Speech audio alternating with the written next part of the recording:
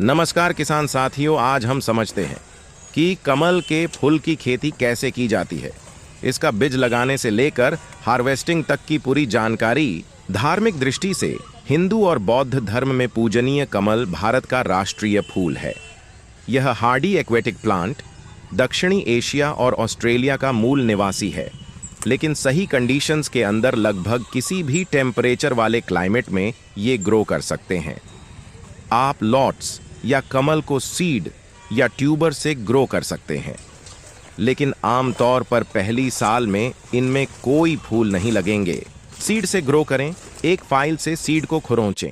एक standard metal file का इस्तेमाल करें और कठोर सीड के ऊपरी हिस्से को खरोंचें, जिससे क्रीम कलर का कोर दिखाई देने लगे। कोर के किसी भी हिस्से को न छीलें, अन्यथा लोटस ग्रो नहीं करेगा। केवल आउटर केस की फाइलिंग करने से पानी कोर के अंदर तक जाता है। अगर आपके पास मेटल फाइल नहीं है तो आप किसी चाकू का भी इस्तेमाल कर सकते हैं या फिर सीड्स को कंक्रीट से रगड़ सकते हैं। ध्यान रखें कि सीड्स को बहुत ज्यादा नहीं खुरचना है। सीड्स को गर्म पानी में रखें। एक गिलास या ट्रांसपेरेंट प्लास्टिक कंटेनर का इस्तेमाल करें, जिससे सीड्स से अंकुरण होने पर आप देख सकें।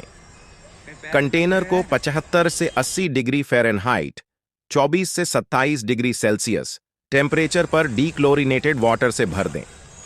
एक दिन पानी में भिगोने के बाद सीड्स तली में बैठ जाएंगे और अपने ओरिजिनल साइज से लगभग 2 गुने फूल जाएंगे। जो बीज ऊपर तैरते हैं वे इनफर्टाइल होते हैं। ऊपर तैरने वाले सीड्स को हटा दें, अन्यथा वे पानी के ऊपर बादलों की तरह छा जाएंगे। जब तक बीज अंकुरित होना शुरू न कर दें, तब तक रोज पानी बदलें।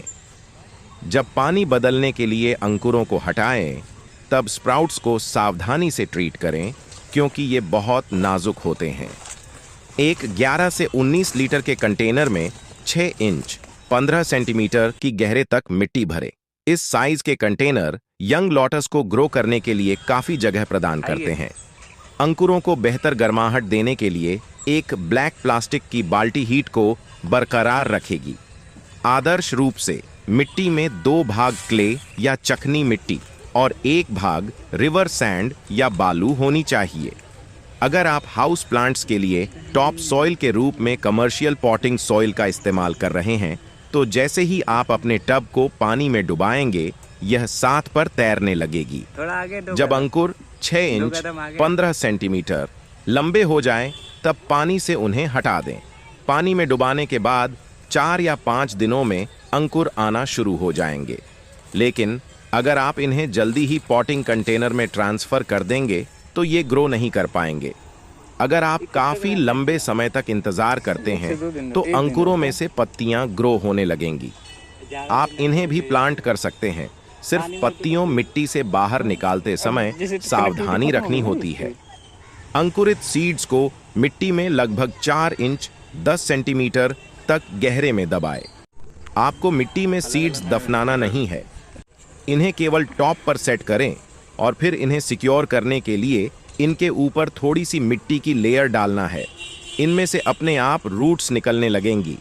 हर बीज को थोड़े वजन के साथ लंगर डालने के लिए उनके बॉटम के चारों ओर थोड़ी थोड़ी मॉडलिंग क्ले लपेटना भी एक बेहतरीन उपाय होता है।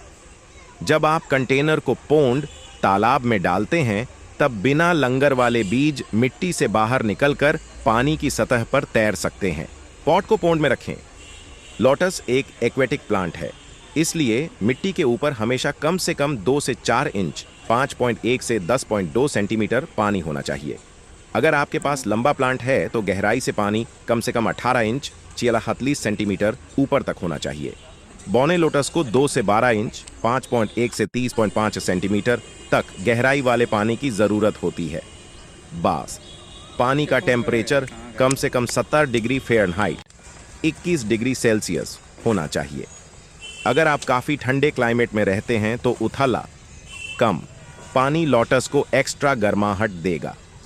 पहले साल में सीड्स से लोटस बहुत कम हो ग्रो कर पाते हैं। पहले साल में फर्टिलाइजर का इस्तेमाल भी कम ही करना चाहिए।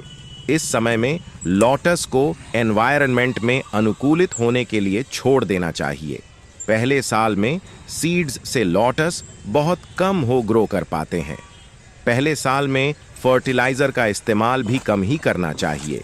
इस समय में लोटस को एनवायरनमेंट में अनुकूलित होने के लिए छोड़ देना चाहिए। लोटस की देखभाल करें। पानी का तापमान कम से कम 70 डिग्री फ़ारेनहाइट तक मेंटेन रखें। एक्टिव ग्रोथ की शुरुआत तभी होती है जब सरफेस वाटर इस तापमान तक पहुंच जाता है। लोटस को पूरी क्षमता से ग्रो करने के लिए गर्म पानी की जरूरत होती है। आदर्श रूप से हवा का तापमान कम से कम 70 डिग्री तक होना चाहिए। लोटस से 70 डिग्री फ़ारेनहाइट 21 डिग्री सेल्सियस से ज्यादा टेम्परेचर वाले पानी में कुछ ही दिनों में पत्तियां निकलना शुरू हो जाएंगी। 80 डिग्री फ़ारेनहाइट 27 डिग्री सेल्सियस से ज्यादा तापमान के पानी में 3 से 4 सप्ताह के बाद ही फूल खिलने लगते हैं। हर दूसरे दिन पानी का तापमान चेक करते रहें। अगर आप बहुत ठंडे क्लाइमेट में रहते हैं तो सही तापमान को मेंटेन करने के लिए आपको एक हीटर की जरूरत हो सकती है। लोटस को डायरेक्ट सनलाइट में रखें। लोटस प्लांट्स तेज धूप में पनपते हैं और इन्हें हर दिन कम से कम 5 से 6 घंटे डायरेक्ट सनलाइट की जरूरत होती है। अगर आपका पोंड आंशिक रूप से छाया में है तो धूप को रोकने वाले आसपास के पत्तों को हटाना या छांटना पड़ सकता है। नन्नी, भारत में आमतौर पर लोटस में जून के अंत से अगस्त में मध्य तक फूल लगते हैं। फूल सुबह सुबह खिलना शुरू होते हैं और दोपहर मध्य तक बंद होना शुरू हो जाते हैं। व्यक्तिगत रूप से ये 3 से 5 दिन तक खिले रहते हैं और उसके बाद गिर जाते हैं। मुरझाए हुए फूलों और पीले डैमेज पत्तों को छांट कर हटा दें। अगर लोटस पूरे पोंड पर फैलना शुरू कर दे तो आप नई ग्रोथ को भी काट छांट सकते हैं, लेकिन ध्यान रखें कि जब तक लोटस को बसंत में फिर से पॉट में नहीं लगाया जाएगा तब तक ये फिर से ग्रो कर सकते हैं। साथ पानी के लेवल से नीचे वाले लीफ स्टेम या फ्लावर को न काटें। तो रूट्स और ट्यूबर ऑक्सीजन के लिए स्टेम्स का इस्तेमाल करते हैं। लॉट्स को फर्टिलाइज करने के लिए पोन टैब्स का इस्तेमाल करें। पोन टेबलेट्स विशेष रूप से एक्वेटिक प्लांट्स के लिए बनाए गए फर्टिलाइजर होते हैं। इसे फर्टिलाइज करने से पहले तब तक इंतजार करें जब तक ट्यूबर से कम 6 पत्तियां न निकल आएं और फर्टिलाइजर को सीधे ट्यूबर के ऊपर न डालें। छोटे लॉट्स वाली वैरायटीज में केवल 2 टेबलेट्स की जरूरत होती है, जबकि बड़ी वैरायटीज में 4 से ज्यादा की जरूरत होती है। हर 3 से 4 सप्ताह में फर्टिलाइजर डालें और इसे जुलाई के मध्य में डालना बंद करें।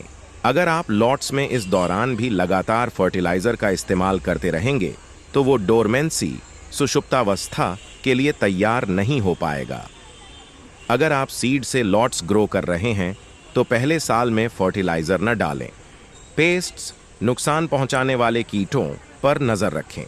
हालांकि पेट्स आपकी जियोग्राफिक लोकेशन के आधार पर अलग अलग होते हैं, लेकिन एफिड्स और कैटरपिलर्स लॉट्स की पत्तियों पर खास तौर पर आकर्षित होते हैं। पत्तियों पर डायरेक्टली थोड़े से पाउडर वाले पेस्टिसाइड डालने से लॉट्स प्लांट को इन पेस्ट्स से बचाया जा सकता है। तरल पेस्टिसाइड्स के साथ ही ऑर्गेनिक पेस्टिसाइड्स में भी ऑनियल्स और डिटर्जेंट होते हैं जो लॉट्स को डैमेज कर सकते हैं। पतझड़ में लोटस को गहरे पानी में रखें। लोटस प्लांट्स विंटर्स में तब तक पोंड्स में रह सकते हैं जब तक नॉर्थ एरियाज में पोंड इतने गहरे हों कि वे ट्यूबर पर बर्फ न जमने दें। ट्यूबर कम से कम फ्रॉस्ट लाइन से नीचे होने चाहिए और इसकी गहराई भिन्नता इस बात पर निर्भर करती है कि आप रहते कहां हैं। अगर पोंड अपेक्षाकृत उथला है तो आप कंटेनर को बाहर निकाल सकते हैं और बसंत आने तक इसे किसी गैराज या बेसमेंट में छोड़ सकते हैं। हर साल ट्यूबर का पॉट बदलें। बसंत ऋतु के शुरुआत में जब नई ग्रोथ के पहले चिन्ह दिखाई दें तब लोटस को फ्रेश मिट्टी दें और इसे वापस ओरिजिनल कंटेनर, जब तक कंटेनर डैमेज ना हो, में वापस रखें। इसे पहले के समान गहराई वाले पानी में फिर से रखें। अगर 1 साल पहले लोटस पूरे पोंड में फैल चुका हो तो कंटेनर में क्रैक्स चेक करें। अगर लोटस रिम के ऊपर तक ग्रो कर चुका है तो लोटस को बेहतर रूप से होल्ड करने के लिए आपको एक बड़े कंटेनर की जरूरत हो सकती है।